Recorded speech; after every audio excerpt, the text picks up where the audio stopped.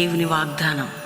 ఉదయకాల సమయంలో ఈ దినం దేవుని వాగ్దానం ఈ చక్కటి కార్యక్రమానికి ప్రేమతో ఆహ్వానిస్తే ఎలా ఉన్నారు? ఉదయకాల ప్రార్థనలు, సాయంకాల ప్రార్థనలు 50 దినాలు శక్తివంతంగా బెల్లంపల్లి ప్రాంతంలో జరుగుతున్నాయి.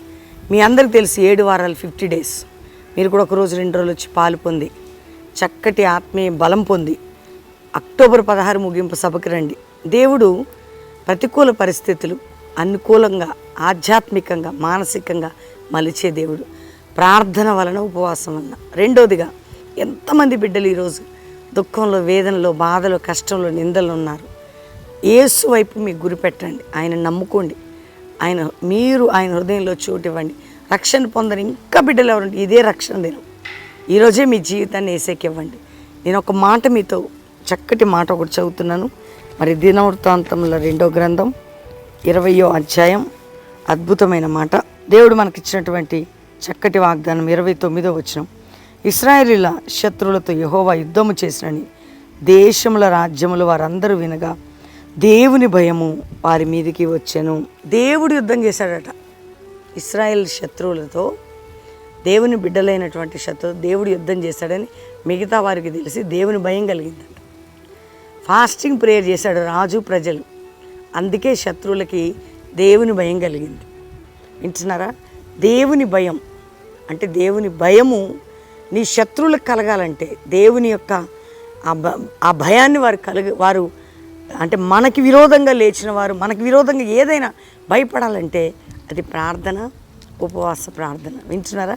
ఇప్పుడు చూడండి, ఇక్కడ ఇశ్రాయేలు పక్షంగా దేవుడు వారి శత్రువులతో యుద్ధం చేశాడట. వింటున్నారా? మరి నీ పక్షంగా, నా పక్షంగా, నీ శత్రువులతో నీ పక్షంగా యుద్ధము చేసేదను.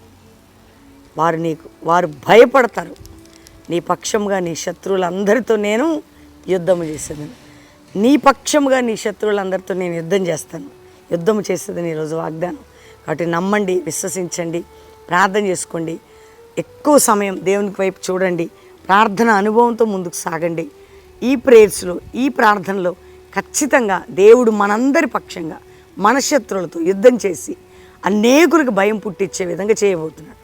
ప్రార్థన చేసుకుందాం. తండ్రి, ఉదయకాలం ఎంతమంది బిడ్డలు ఈ వాగ్దానం విన్నారో, రక్షణ లేని వారికి రక్షణ, పాపక్షమాపణ, రోగముతున్న వారిని స్వస్థపరిచి, వ్యాధులు ఉన్న వారికి, అప్పుల బాధ, ఆర్థిక బాధ, మానసిక ఒత్తిళ్లు, కుటుంబ పోరాటాలు, భూ సంబంధమైన బంధకాలు, రకరకాల కష్టకాలం నుంచి విడిపించి నీ కృపతో నింపునాయన. ఎవరు ఏ బంధకములు ఉన్నారో తెంచి, మా శత్రువులకి, మమ్మల్ని భయపెడుతున్న ప్రతి పరిస్థితికి నీవు యుద్ధము చేసి భయము పుట్టించమని ప్రార్థన చేస్తూ ఈరోజు మ్యారేజ్ డే, బర్త్డే బిడ్డలను దీవించండి.